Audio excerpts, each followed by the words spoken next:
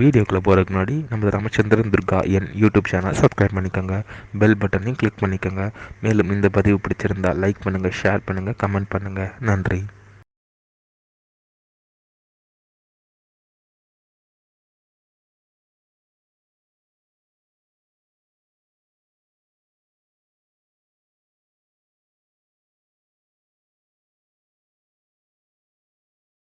ஸ்ரீகுருப்போ நமः. ஹரி ஓம். ஸ்ரீ மகாகணாதிபதியே நமः. அனைவருக்கும் முதற்கண் கோடான கோடி நமஸ்காரங்கள், வணக்கங்கள், வந்தனங்கள். அனைவருக்கும் அன்பு கலந்த இனிய ஆசீர்வாதங்கள். நமது ராமச்சந்திரன் துர்கா என்ற யூடியூப் சேனலிலே தினம் ஒரு தகவல் என்கின்ற தலைப்பிலே வேத தர்ம சாஸ்திரத்தில் அனைத்து யுகங்களிலும் இந்த கலியுகத்திலும் சரி, நாம் அனைவரும் தினந்தோறும் எப்படி வாழ்க்கையை கடைபிடித்துக் கொண்டு இருக்க வேண்டும் என்று சொல்லப்பட்டுள்ள உண்மையான விஷயத்தை தான் தாங்கள் அனைவருக்கும் தினந்தோறும் பதிவிடப்பட்டு வருகின்றோம்.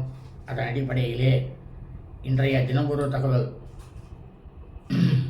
பதிவானது உலகத்தில் மனித பிறவிகளாக பிறந்த புருஷர்கள், ஆண்கள் அனைவருக்கும் ரிஷிகளால் கிருதயுகம் ஆரம்பிக்கும் பொழுதே வேத தர்ம சாஸ்திரத்தில் கிருதயுகம், திரேதாயுகம், துவாபரயுகம், கலியுகம் ஆகிய அனைத்து யுகங்களிலும் சொல்லப்பட்டுள்ள உண்மையான விஷயம் என்னவென்றால், புருஷர்கள், ஆண்கள் பித்திருக்கர்மாக்களை நேரடியாகவோ அல்லது தர்பை பின்வாங்கியோ பித்திருக்கர்மாக்களை செய்யும்போது பூனை பிராச்சினா கொண்டு தான் செய்ய வேண்டும்.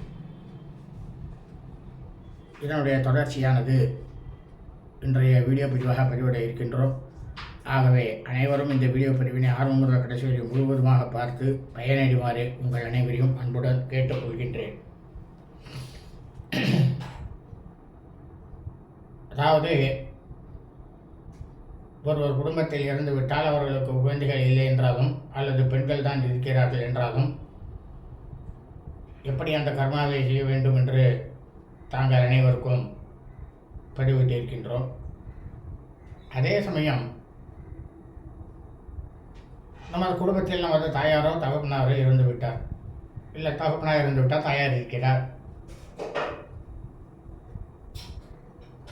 அவர்களுக்கு பிள்ளைகளானவர்கள் 4 பிள்ளைகள். அதில் மூத்த பிள்ளை அயல் நாட்டில் இருக்கிறார். அவரால் அந்த சமயத்தில் வர முடியவில்லை. ஆனால் ஒவ்வொரு பித்திருக்கும், அதாவது நமது தாயாராக இருக்கட்டும், தந்தையாராக இருக்கட்டும், அனைவருக்குமே தங்களுக்கு எத்தனை பிள்ளைகள் இருந்தாலும் மூத்த பிள்ளை மட்டும்தான் தகனம் செய்ய வேண்டும். அந்த காரியத்தை, தகன காரியத்தை செய்ய வேண்டும். மற்றும் உள்ள பித்திருக்கர்மாக்களையும் அவன் தான் செய்ய வேண்டும். இதுதான் சாஸ்திரத்தில் சொல்லப்பட்டுள்ளது. மற்ற பிள்ளைகள் அனைவரும் அவரது அருகாமையில் நின்று கொண்டிருக்க வேண்டும். சரி, அவரால் வர முடியல, யார் பண்ணலாம்? தன்னுடைய தந்தையார் விட்டு தாயார் இருந்தால் தாயாரிடமிருந்து கைப்பில் வாங்கி கடைசி பிள்ளையாகப்பட்டவர் செய்யலாம். அது உண்மைதான். ஏன்னா கடைசி பிள்ளைக்கு மட்டும்தான் அந்த ஸ்தானமானது இருக்கிறது என்று சொல்லப்பட்டுள்ளது.